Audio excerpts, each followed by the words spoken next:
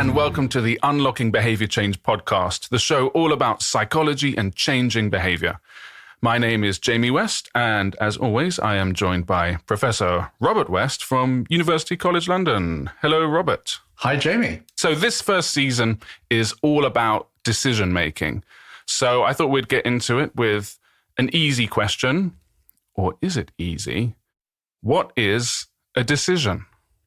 Right. So the word decision-making or the phrase decision-making is used in different ways, and it's really important to distinguish between them. One is as a process, the process of making a decision, the thoughts that you go through, the behaviors that you engage in, for example, to collect information, all the kind of activities that we as decision makers go through to arrive at a decision. But we also use the term for the end product, the decision itself. So it seems like a bit of a sort of maybe a bit finicky to make that distinction, but it is incredibly important because when you're talking about decision making, for example, you talk about good decision making and bad decision making. You've got to make that distinction because you, for example, could be making a decision in a very rational, constructive, thoughtful, expert way, but end up with a decision that is wrong. So good decision, bad decision can apply to the process as well as the outcome. So we're talking about the difference between the decision-making process, which is everything you do leading up to making a decision, right? That's right. And so what is that last bit? What is a decision? So the thing you end up with, again, there's a bit of confusion or, shall we say, ambiguity about it. But the thing that you end up with is an intention. It's not a behavior, as is pretty evident from the fact that, many of us make decisions, very firm decisions. Right, I'm definitely going to do this, or this is the person we're going to choose for the job. This is what I'm going to invest in, whatever. But it doesn't turn into behavior. There's a very famous concept in psychology called the intention behavior gap, and there's lots of research as to why that gap is there. But the key thing to remember is that a decision takes you to the decision-making process takes you to the point of creating a decision, which is an intention to enact one or more behaviors out of a larger set. It's not necessarily just one. For example, when you're shortlisting candidates for a job, you are identifying more than one possible option. Often it is 1 out of 2, 1 out of 4, 1 out of many, but it can be just a smaller number from a larger number. Essentially, so the process is to narrow down options into ones that you prefer and then intend to do. And the outcome is either one or more from a larger set. Right. So I want to come back to this idea in a moment about the difference between the process and the outcome, because that is vital. But before we do that, you mentioned the intention behavior gap. Tell me a bit more about that.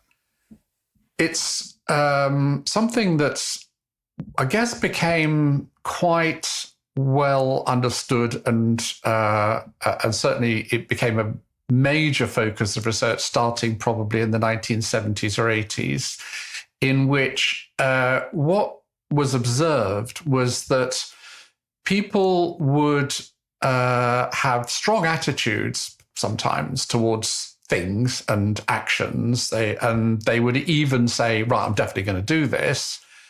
But then when it came to it, they didn't, or they did something different. And in some sense, you could say, well, yeah, that's not that surprising because people change their minds about things. What sort of thing would that, what sort of actual thing might that be? I'm, for example, stopping smoking. Tomorrow's the day. I'm definitely going to stop smoking tomorrow. And then tomorrow comes and they go, well, actually, this isn't a good day. for me to stop smoking. Classically, in consumer psychology, it would be intention to purchase a product. And any used car salesman or even new car salesman will be very familiar with this phenomenon of someone coming into your showroom or onto the garage forecourt. You show them a car, they say, yeah, I really like this car. This is really good, and I'm going to buy it. And what you have to do is to get them to sign on the dotted line there and then, because if you let them leave and go away, then there's a very good chance you're going to lose that sale. They intended, it's not that they didn't intend to buy the car, they did at that time, but once they left the garage forecourt, that was just something in their head. And maybe something else came up, or another, they saw another option and they thought, well, actually that would be better. Or they thought about it some more and thought, well, actually, maybe that isn't the car for me. So it could be a consumer decision. It could be literally any decision in which you form the intention, you've made up your mind, but you don't enact it straight away. Then there's all kinds of things that can interfere with that enactment. So there's a sense in which the length of time between the intention and the behavior is actually quite important. Very important, yes. So let's say that I buy a ticket to see a show in 3 months' time. And then, this happens to me sometimes. It comes to the day of the show that I've booked a ticket for, and I'm feeling under the weather, and I sort of could go, but I could sort of stay. That's where this gap can really thrive. Whereas if I've opened the fridge to get out some milk, right? I am very likely to pick up the milk unless something very surprising is in the fridge. Like a chocolate cake. That's absolutely. Well, exactly. You go to the fridge to get some milk and you see, a chocolate yogurt or something like that, and you think, okay, I'll do that instead. So, yeah, even in the short term, you can get this sort of dislocation of the decision and the action. But in the longer term, the longer it just statistically, really, the longer the gap between the formation of the intention or the decision and the action, the more likely it is that something's going to get in the way.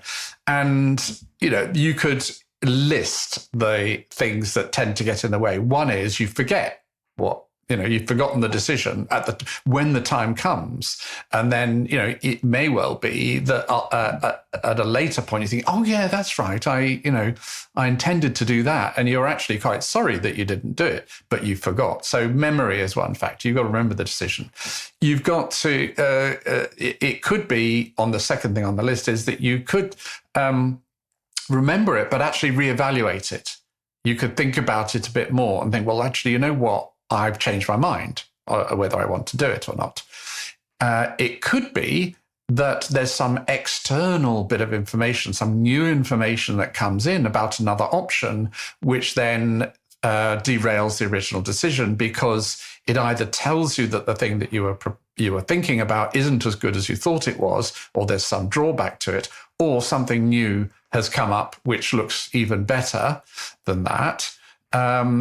It could be that although in your head you've decided to do it, when it comes down to it, you can't bring yourself to, if we make this distinction between the head and the heart, or the rider and the horse, or whatever, your emotions, your drives, your sort of more animal brain takes you away from that reflective process. So, I should do this, but actually, I really want that ice cream, or I'm so angry that I find myself doing something that I really didn't intend to do.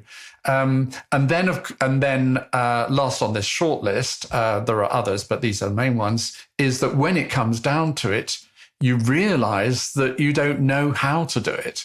You don't have the ability to do it. And so there's a capability issue going on there.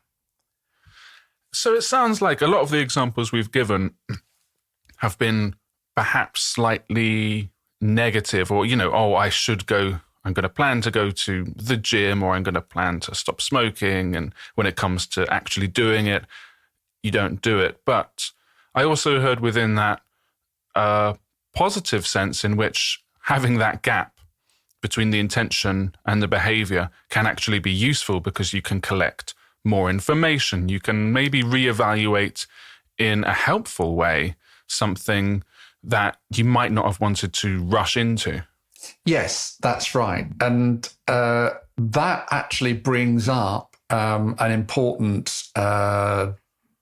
feature of decisions, which can vary over the decision. That is the extent to which they can be put off, the extent to which once you've made them and started to enact them, they're irrevocable. There's no going back. And where you've got high impact, irrevocable decisions, it does make sense to, even though you may want, actually feel impulsively that this is a decision you want to act on right now, it's often a really good idea, if time allows, to sit on it, to allow yourself to get some distance between the action and your initial thought processes or your initial feelings. So for sure, there are many examples of situations where it actually makes sense not to enact the decision immediately, because there may be more information, or you may feel differently about it at a later point. So all of those things that could be seen as negative in one context can be seen as positive in another. Right. And we will be coming back in a later episode to looking at all the different types of decisions that there are, because that's actually quite a large topic that is well worth delving into in detail. I wanted to come back to this, looking at the difference between the decision-making process, the decision, and the outcome of that decision. So let's say you have in fact enacted. What is the outcome? That, I imagine, is you've enacted a decision, and then that's the outcome is what happens after that. Well, again, there is a distinction that we need to make between the output of the decision in terms of the action that you take, and the outcome of the decision, which is what happens as a result of the action that you take. And so, isn't that what I said? I thought that's what I said. It sounded kind of like, I think I was agreeing with you and then saying it again. I was prof-splaining, as it were, as we call it. Prof-splaining. So, I mean, that's what I think a lot of times when, let's say something goes wrong, let's say something has gone wrong, that's the outcome, just say, whatever that may be. And we can automatically think, well, the process that led to that outcome that was unwanted was bad.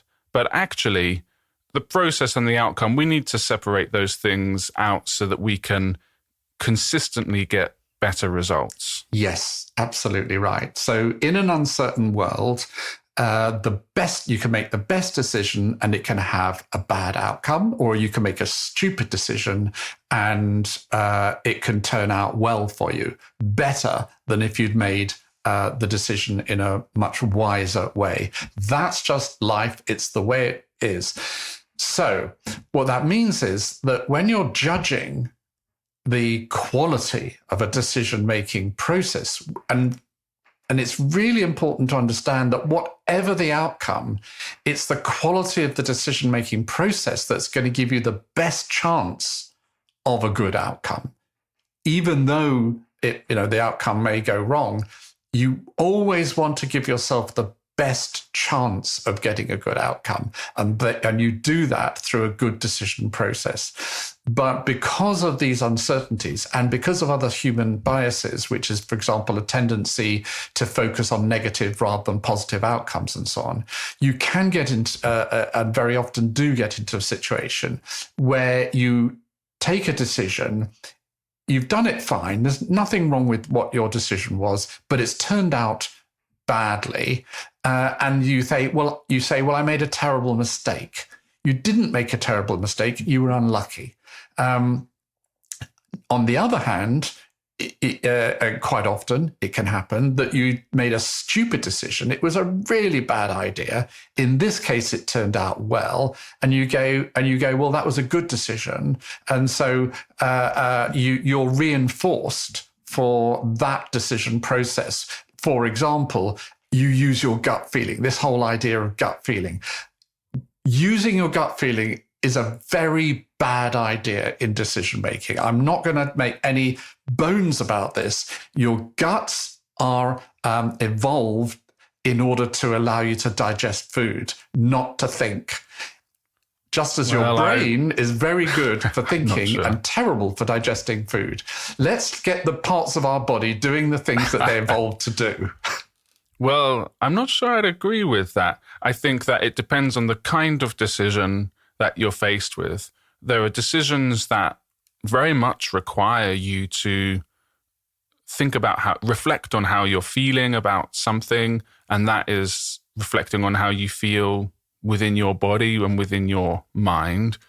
And there are other things like doing Sudokus, which you really don't want to be using much of your gut feeling. I mean, unless you're a Sudoku master, in which case I don't know how they operate.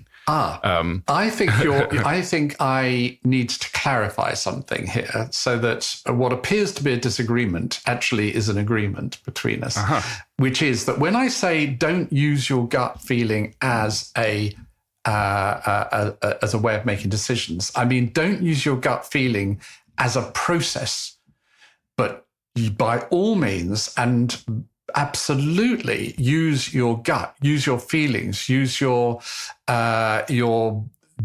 sense, your often barely conscious ideas and thoughts about things as input to the decision process. So when you make a decision, it's absolutely a good idea very often, if you've got a sense of something, or if you feel there's something not right about the decision, to pay attention to that. And for example, even in simple knowledge quizzes, it's been demonstrated that in multiple choice questions, which let's say true, false, multiple choice, in which if you get it wrong, you're penalized. So let's say you get +1 if you get it right and -1 if you get it wrong. It actually, on average, is better to guess rather than to leave blank the ones that you don't know, because there's something about the way that we sort of, our knowledge sits within our brain, that on average you're more likely to get the answers right than wrong. And this is true, for examinations where there are multiple choice questions. Of course, it is a bit risky because on average you'll get it right more than 50% of the time. But you may be one of the unlucky ones in that particular case who just kept guessing wrong and failed the exam. So the strategy needs to be a bit more nuanced than that. But the point I'm making is that, yes, use your gut feeling and your instincts as an input to the decision process, but not as the process. Not as the entire process. Not as the method that you use to accumulate and aggregate information, which is what we and analyze information. There's never going to be a situation where that would be a really good idea, because what you're saying. I'm not sure I understand exactly what you mean by saying use it as the process. I think surely we use a mixture of our intellect and emotion to make decisions. Right. Well, we're now going to get into a little bit more detail about the sort of technicalities of understanding decisions. One way of thinking about the decision-making process is in terms of the information that you use in that process and how you handle that information. And it's how you handle that information that is that I'm talking about when I'm talking about don't use your gut as a way of handling that information. By all means, use your gut for the information that you're handling. Let me give an example. Let's take a sort of classic decision problem, a sort of gambling problem, where you're trying to decide, should I place a bet on this horse? Right? I've got information about the horse. I've got information about the other horses in the race, and that information, the form, the running, the jockey, the past history of performance of these various things, the stable, what a sort of expert gambler on horse racing would do is they put all that information together, and they would evaluate that information and think about it and use a cognitive process to combine that information into a judgment about which horse is most likely to win, right? Now, the last thing you want to do as a gambler, if you don't want to just lose all your money very quickly, is to say, I've got a gut feeling about this horse. Its number is my lucky number, or something like that, or I just feel, this one looks like it's going to win. Well, that happens. I remember going into a betting shop one time. One of my friends liked betting, and I don't bet myself.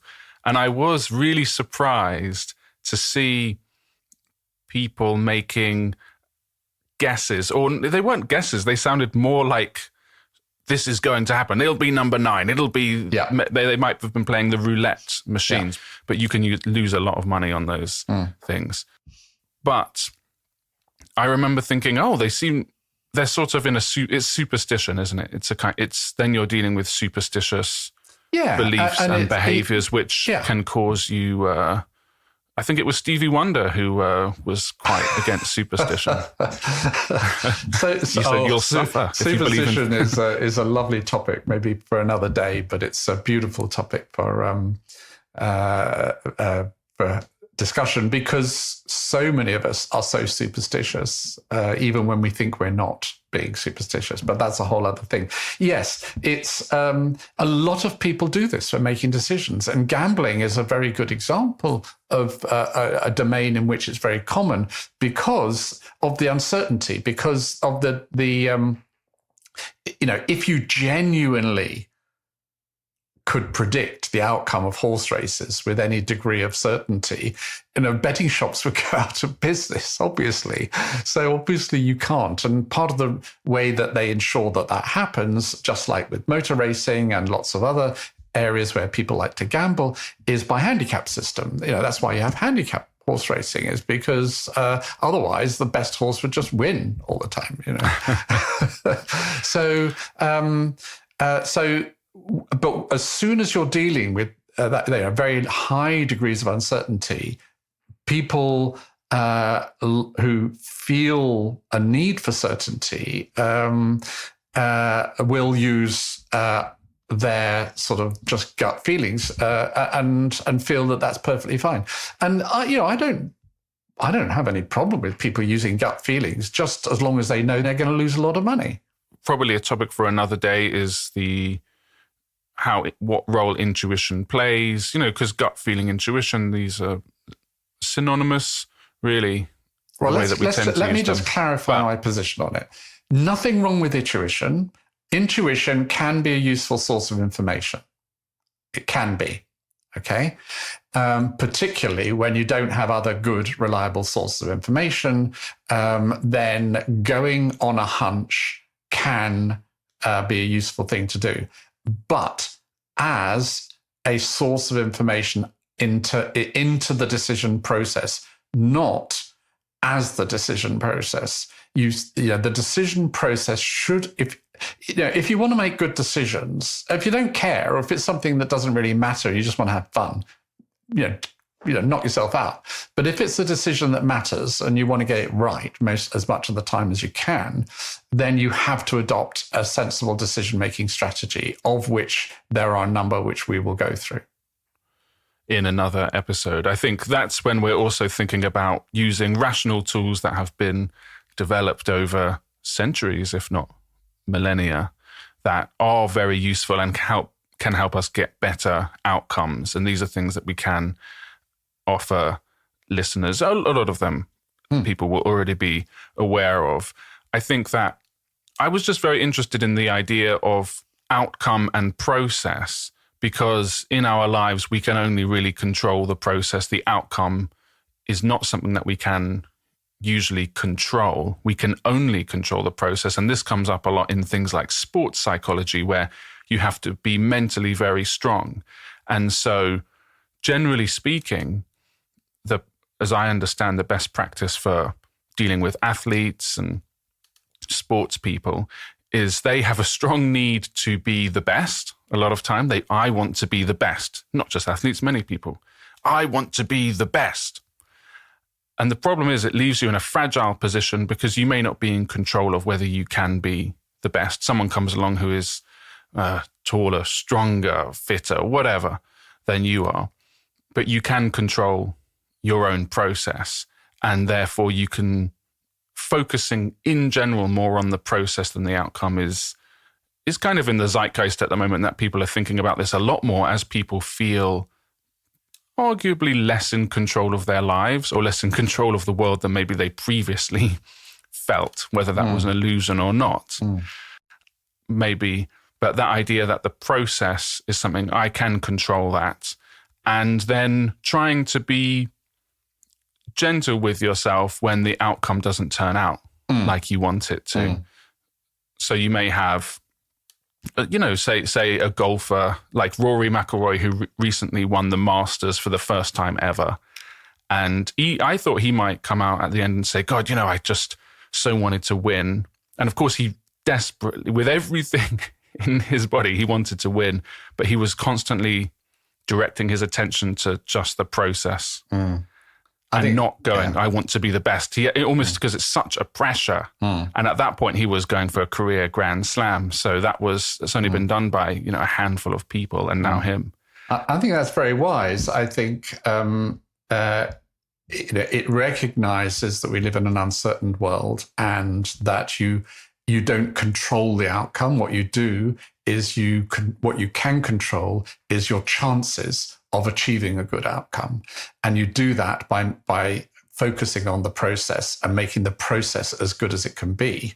And then the outcome will be what it will be. And then, you've got to give yourself a break if it doesn't turn out well, and say, well, look, I did the best I could.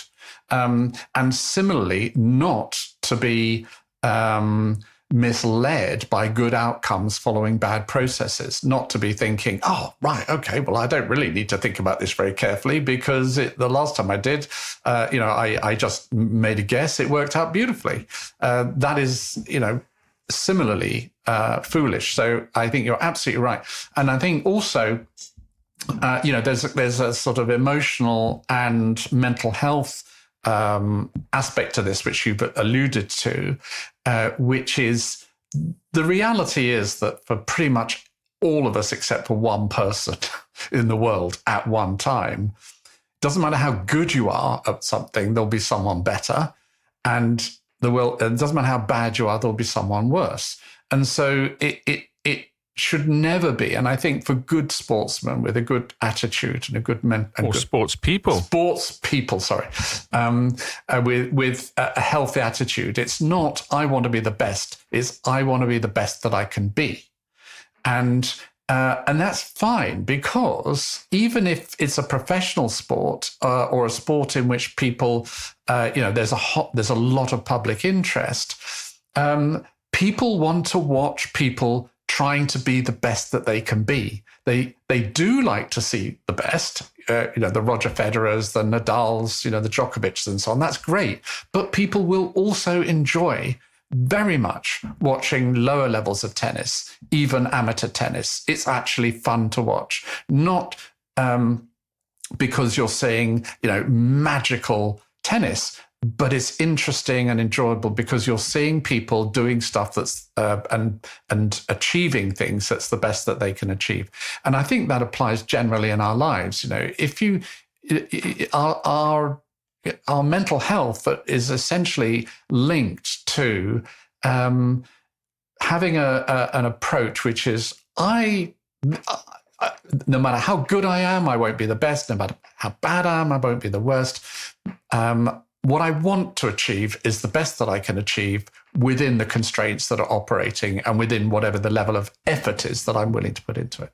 Yeah, I think I'd go along with that. Well, that's us about time for this week. Thank you very much, Robert. Well, my pleasure, Jamie. Thank you. And remember to subscribe to the podcast. You can buy our books that we've written, Energize, The Secrets of Motivation, or React, Harness Your Animal Brain. I'll put the links in the description. And we will see you next time on the Unlocking Behavior Change podcast.